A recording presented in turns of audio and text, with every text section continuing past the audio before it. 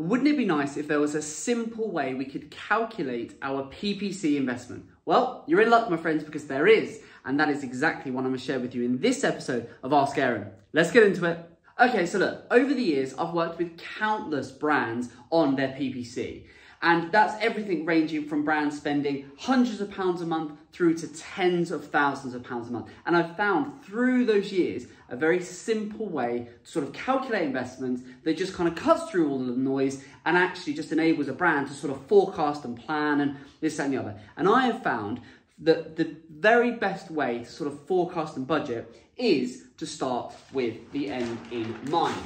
So that's where I'm going to encourage you to do. So you need to, before we start thinking, how are we going to invest and what do we need to invest? Let's think of things slightly differently and let's instead think, what does the end result look like? What revenue, in this case, are we trying to achieve? So for you, your brand, what does success look like, say, over the next 12 months, right? And I've used an example here. I'm going to walk you through a scenario and you'll be able to put in your own numbers and your own data and then be able to run some forecasts and be able to see. And it's very, very simple and it's based on a lot of experience, a lot of trial, a lot of testing. And these are some rough kind of averages, some ranges that I see consistently for pretty serious brands these brands, the brands that Evergreen work with are not huge blue chip companies. These are ambitious SMEs and retail brands that are typically ranging in terms of their e-commerce sales. Most of our brands, most of our clients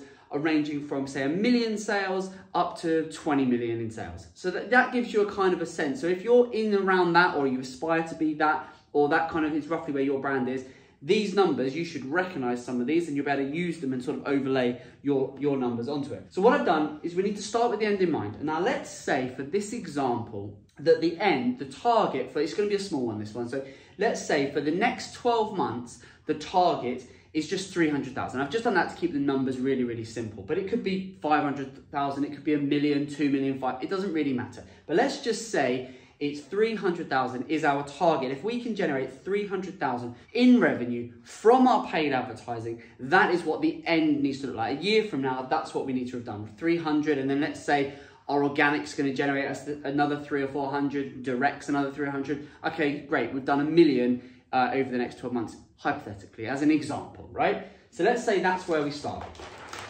Now, what we've then got to do, what you've got to do is you've got to work out your target ROAS. And all of this comes before, this is the process we're going through in order to get to the point where, okay, that's how much we know we need to invest. So the key is to then work out our ROAS. Now, if you don't know, ROAS is return on ad spend. So for every pound we invest, what do we need to get back to make the numbers work and so on and so forth. Now that is obviously going to be different for you. For every brand, you're going to have different products, different margins, this, that, and the other. So it's always going to be bespoke to you and your business.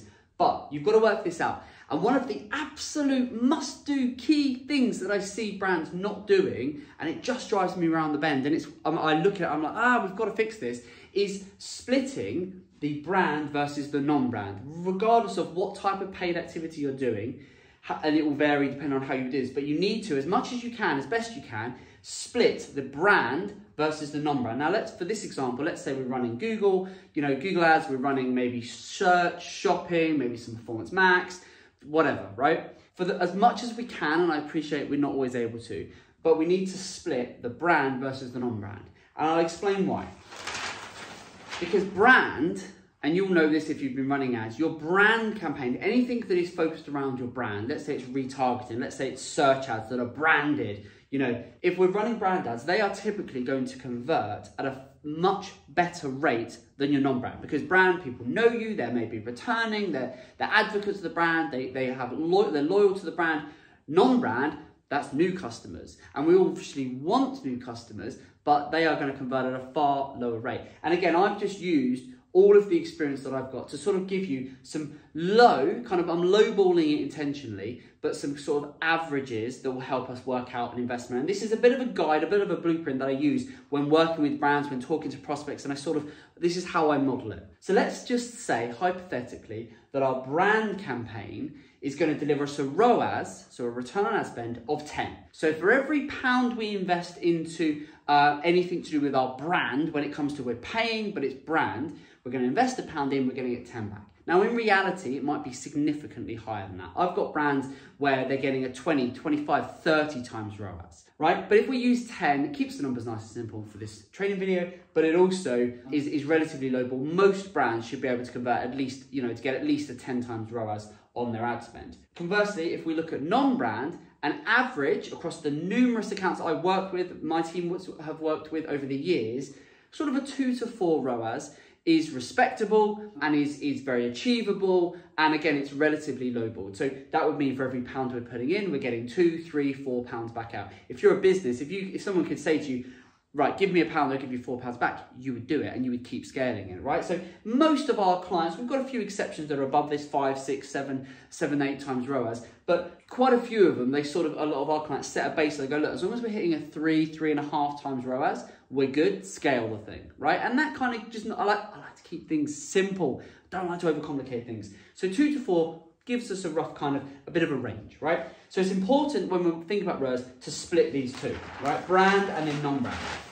Once we've done that, what we then need to think about, taking the next step on the ladder, is then think, well, okay, how much search is there for brand? Because there's only so many people out there that know. If you're doing your SEO and your wider brand stuff, wider marketing, then obviously your brand search, how many people are out there, returning customers, new customers that are buying from you, that are searching for you, obviously that's going to increase. But in the here and now, your brand search is only going to be a finite market. There's only going to be so many people searching for your brand, assuming you're not a huge brand, right? So you can get this, that you can go into your Google Search Console account, you can look at your data, and you can get a good sense of, on an average month, how many people are searching for my brand. And that might be hundreds, it might be thousands, it might be tens of thousands. And it's important to know that and to get a flavour of that. And it's not going to be an exact science, but you can get a good sense of, okay, on an average month, a couple of thousand people are searching for us, or a few hundred people, or, we're getting 20,000 searches, or whatever it is. Go into Google Search Console, filter by in the search queries for your brand, you'll get a good flavour. Look over the last 6 to 12 months. It might vary with seasonality, but roughly how many people are looking for our brand. And this is all rough kind of math, but it helps, figuring out the level of investment we've got to make. So if we then say, for example, we know we're going to convert at say 10%, right? And that's again relatively lowballed. If we know that people are searching for a brand, if we lowball, let's say only 10% of people that are searching for a brand are going to buy, that's relatively conservative. That might be quite high in some industries. It's definitely going to be low in others. You'll have a good sense of it for your business. But if you kind of assume that might be 5%, 10%, 15%, somewhere in that board is going to convert based on, and you could run these numbers by pulling your reports from Google Analytics, from GA4, you'd actually be able to pull this and be able to see it, new versus returning customers, all of that good stuff. So let's assume, to keep the numbers simple, 10% is going to convert. And there are, let's say that the data tells us there are 1,000 people on an average month that are going to be searching for the brand. Well, if we've got 1,000 searches, and then you say a 10% conversion rate, and this might be 5,000 searches for you, it might be 500 searches for you, it might be a 5% conversion rate, it might be a 10% conversion rate, it doesn't really matter, you can work the numbers out yourself. You'll then, from that, be able to work out how many sales you could potentially anticipate on a given month. In this case, nice and simple, 1,000 searches, we're expecting a 10% conversion rate for brand search, therefore we're going to get 100 sales.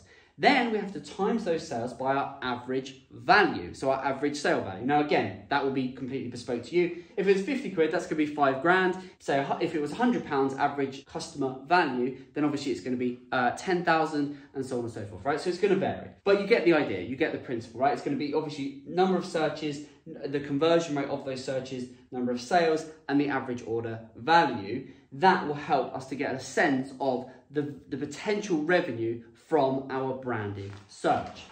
Now, we go and do then much the same thing for non-brand. And again, you can go into Google Search Console, you can look by just excluding your brand term, so using that same query but excluding it rather than including it, you can see how many people are searching for your products. You might want to export that database or that spreadsheet, and then filter by the products or the services or the product categories that you're planning to advertise via Google Ads or shopping or whatever it is to get a sense of the size of the market. You might also want to filter by the country, so if it's just in the UK you're planning to run ads or whatever. But basically, with a bit of slicing and dicing, you'll be able to get a good sense of how, roughly on an average month, how many people are searching. you can then kind of assume that a non-branded search is going to convert at like 1%. You know, again, if you said, look, our baseline is, say, we expect to convert at 1%. For every 100 people we send, we can then expect to convert, you know, one of those 100. So on these simple maths here, if there were 20K searches that we sort of said, well, we were expecting there's that amount of volume, and we're going to convert, say, 1 to 2%. On 1%, it'll be 200 searches times my average order value. Let's say if it was, if your average order value was £50 on 200 searches, that's 10K. If it was £100, then obviously it's 20K, etc., etc., etc. You can run the math for your business, and obviously you can see how you could adjust any of these based on what is true for you and for your data. And then obviously the next step from here, what you can then do is you can then further run the math to work out, well, what is the average cost per click based on the keywords or based on what I'm going to bid or how the types of campaigns I'm going to set up and this, that, and the other. And we do go to those lengths, but to initially work out a level of investment, I don't tend to go that far, because whilst you can work out, well, okay, the range of CPCs, so the average cost per click, you know, some are 30, 40 pence, some are £1, £2, £3. To be honest, until you start running the campaigns, the reality of it is you just aren't going to know, right? And there's so many variables, what types of keywords you bid on, you know, what the match types you go for, the types of campaigns, how you set the things up, etc., etc., etc.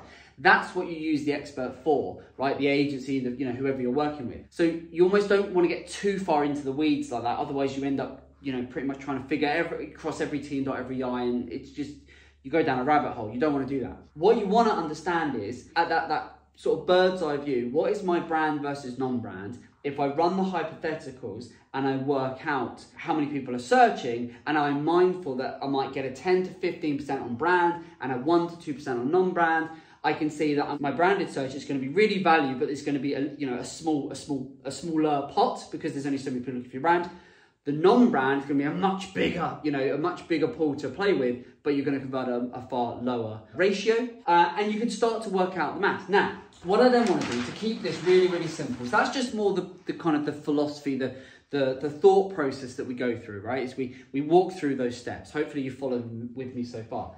But what I want to do now is I just want to sort of explain how you can start to scale and things you'll need to be mindful of when thinking about the investment. And then I am going to give you some kind of rough numbers that are based on my experience and what I've seen from working on so many accounts over the years, and will give you a baseline, and you should be able to sort of see, you know, where you sort of fit within this. But when we look at scaling PPC versus the ROAS, a couple of really important things to be mindful of. One, as you start scaling your ad spend, you will see a diminishing return. Fact. And the reason for it is because, one, there's only so many people searching for your brand. When you first start running ads and you're doing it relatively conservatively, you're relatively small, you know, the percentage of those people looking for your brand is going to be relatively quite high. But as you scale the account, you're looking for new customers. That's people that don't know you. Now, obviously, there's a correlation between you're growing, you're doing your SEO, this, that, and the other. More people looking for the brand. Great.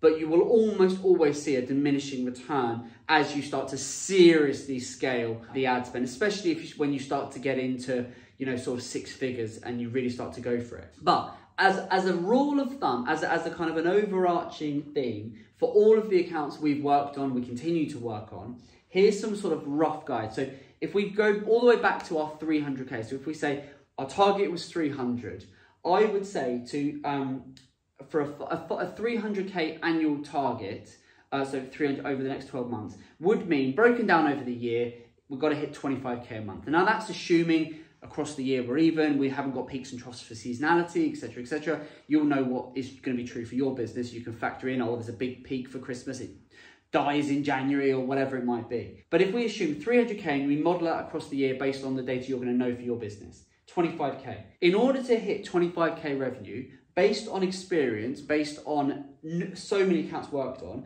I would say as an average, looking at our client portfolio, to hit the first 25K of revenue, I would need to invest 5 to 7K. Now, how exactly I've got to that is in part going through what I've shown you in this video, but also experience, looking then at the next steps, which is looking at the different strategies, the different types of campaigns, the average CPCs based on a mix of different industries. So we work on a lot of different retail brands and so on. But I would say as a rough guide, if you're wanting to hit 300K, and that was even over a month, for every 25, you'll be looking at 5 to 7. Now you can, if you need to hit 1 million in sales, you can go and work out those numbers based on that. Because I would say the first sort of 25k worth of revenue, you're probably going to be around a 4.5 to a 5 times ROAS. When you factor in both brand and non-brand, a 4.5 to 5 times ROAS should be the minimum, the very least of where you're aiming. That's like the baseline on what we aim to hit for all of our clients.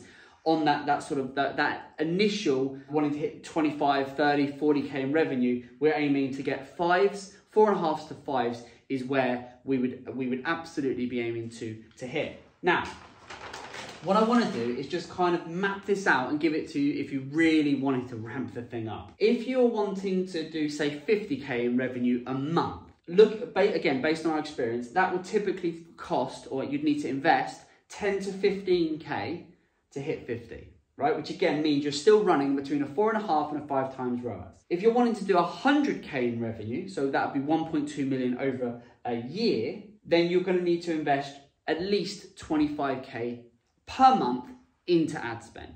And the way we can, so basically it's a 4 times ROAS. And it's where, when you start to get to these levels, that you'll start to see a diminishing return. You start to get the economies of scale working against the brand, working in favor of the non-brand, because you're scaling, you're trying to grow and reach customers, and you're investing a good few quid in making that happen. So you sort of drops, you'll see it gradually drops more and more and more.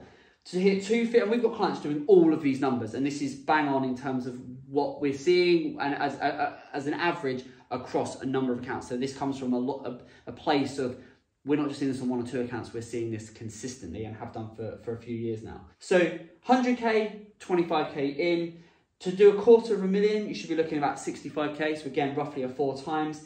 Up to about 500,000, you're going to be in that sort of roughly that 4 times. Now again, I've got clients over that, I've got clients slightly under that, but as an average, a 4 times ROAS is about right. When you really start to ramp this thing up and you start to get to, 750 a mil and upwards, that's when you're really starting to see this knock, and it will come to 3.5, it will drop to low, it will go under 3, it almost always does. And that's just due to, the economies of scale. You're scaling the account. The market is only so big for any product, for any category. So if you kind of think, when we're getting started, depending on your brand versus your non-brand, depending on how strong a brand you have, depending on what reliance you're going to have, if you almost think, right, 5 would be good initially, and then from there it's going to start to drop off as we scale. But then, to be honest, if you're getting a 4 times ROAS on a much bigger investment of several £100,000, that's good, right? You're getting a slightly reduced portion of a much bigger pie. That's a good problem to have. So that's just, I hope that's useful. I hope it gives you a bit of a sense, because I know a lot of brands, they kind of go in and go, okay, well, our budget's £2,000 a month, or our budget's 10 grand a month. And I often challenge them, like, how did you come to that? What was the thinking? What was the thought process you went through? They don't know their brand versus non-brand. They don't know what types of campaigns. They don't know the expectations, or they just pluck figures from the sky and go, well, we'll invest 5k a month, but we want 1 million back. And I go, well, tell me how you got to those figures. And there is, so this, if you use this as a bit of a baseline, hopefully it can kind of steer you in the right direction. I'd be interested, does this largely align with what you're already doing? Not, reach out to me, ping us a message or leave a comment below. Love to know. Hope it's been useful. And I'll keep the very commercially minded sort of strategic videos coming, because hopefully you'll find them really useful. Thanks so much for watching, and we'll see you on the next one. All the best. Take care.